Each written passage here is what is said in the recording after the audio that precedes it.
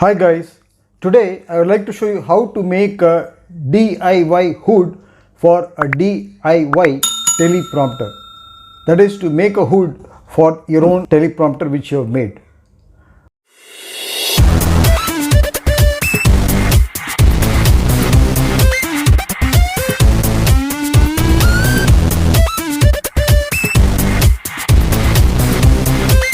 Welcome back. There are so many videos on YouTube where people have made teleprompters with many materials. Most commonly, the theme is of a picture frame, and there are so many lessons as to how to make teleprompters on YouTube. But however, this aspect of making a hood for a teleprompter is not stressed upon. I have also made several do-it-yourself teleprompters, and I have made hoods without carrying a bit. But then when I was looking at it carefully, I thought that yes, there are certain guidelines over here and they should be followed. First, the question arises as to whether a hood is required at all. There is no doubt about it. You need some kind of dark environment for a teleprompter for the text to be visible. If you've got a very good beam splitter glass, then you may get away with it. But for many people who don't have beam splitter glass in their do-it-yourself teleprompters, you need to darken the surroundings of the iPad or the teleprompter so that the script is clearly visible on the teleprompter screen. I'm going to show you my own teleprompter setup and how the script is visible without any hood, and then with a cloth hood, and then with a proper cardboard hood. So once I have convinced you that a hood does make a difference to the positive side, then I'll show you how to construct a hood out of materials easily available. This is a homemade teleprompter. You can see that it is made up of a picture frame and the base is an MDF board.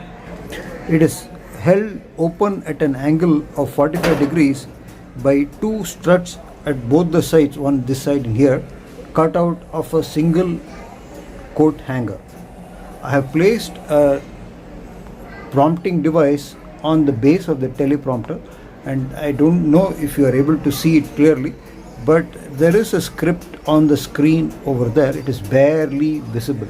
I have not put any background and it is against a white wall. Now watch what happens to the visibility of the screen when I put a black cloth like this over it. Now that does make a difference. The script is much more visible. I normally record videos with my phone camera, and this cloth has gone behind the phone and it has fallen down there. But sometimes what can happen is that most of the videos on hoods involve just laying a cloth from the top of the teleprompter backwards. It could be a t-shirt or a black cloth. I'm using a camera cloth now, and this is how most of the hoods are made up of. But light can still enter from the sides, and I think that the visibility would be improved if we cut out the light from the sides also. So watch what happens. I've got a hood now. I'll show you what it is and how this hood is going to make a difference. This is a hood which I have got. It's basically cut out of a cardboard box, and I just lay it over the teleprompter. This box has got a cutout at the back for the camera to be placed, and as the light is shining through that, you are unable to read the script. So to patch this up, I use an additional cloth, or when the camera comes in place, it will block off this light. Now I'm going to put an additional cloth behind it. So now you're able to see it much better. There's another reason why you need a cardboard hood in addition to just a plain black cloth for your teleprompter. The reason is that the piece of cloth, when just attached to the front of the teleprompter by Velcro, will sag, and folds of the cloth may be visible between the camera and the glass pane of the teleprompter. This may cause vignetting, like a black wave coming in from the top or from the sides. So in order to avoid this, you want a rigid roof between the top of the frame That is the function served by a cardboard box. The cloth will go over it like a tarpaulin sheet over the roof, and will stay in place and will act to cut out light. So you've seen the difference that a box or cardboard hood which cuts out light at the sides also makes to the visibility.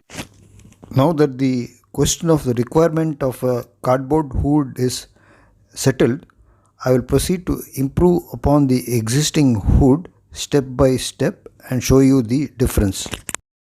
You may be able to see the image of the struts on either side depending upon the position of the central lens in a phone camera.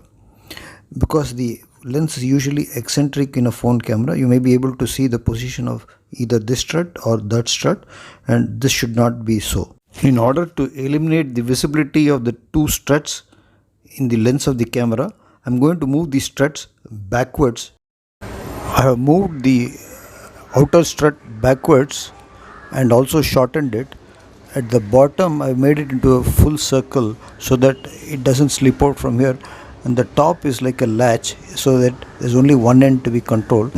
Next I will proceed to cut out the frame also to restrict it to the back portion. To make a hood, you will need a sheet of cardboard like this. You will need a scale, a scissors, a knife, black chart paper or black spray paint, some Fevicol. Then you need some Velcro and gaffer's tape. To make a cardboard hood from afresh, I will have to cut out the 4 shapes on a sheet of cardboard, 2 triangles, 2 rectangles, and 1 rectangle has got a slot for the camera. Today I am going to only cut out the excess from the existing hood, and ultimately it will come to this shape. So as shown previously, there is some excess length in this hood, and I am going to cut it out along this line over here, and the size of the hood from front to back will be shortened. This back flap, instead of being here, will come here. The excess cardboard towards the back has been cut out, and now the shortened version is going to be pasted to the back flap over here like that. So this is how the cardboard cutout will look like. It's like a small arrow with the front end of the arrow cut off.